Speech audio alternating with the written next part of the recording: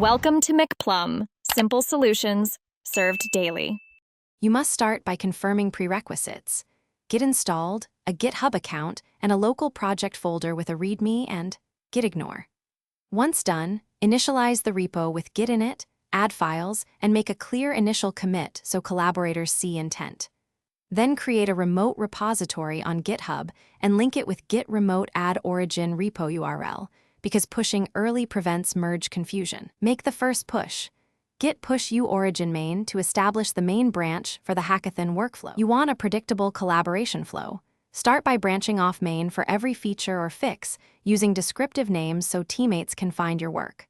Once a feature is ready, push the branch and open a pull request.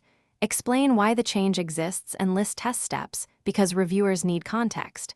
Make sure to request specific reviewers and link related issues to keep scope tight. Use small, frequent PRs to reduce conflicts and CI failures, and address comments iteratively until approval. You finish by merging approved pull requests once continuous integration is green, choosing squash or merge strategy based on your team rules so history stays readable.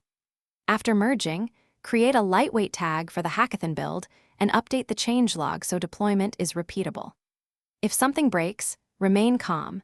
Use git revert on the offending commit or reset locally and restore from the last tagged release to recover quickly. Make sure to communicate the rollback in the issue tracker to avoid duplicated work.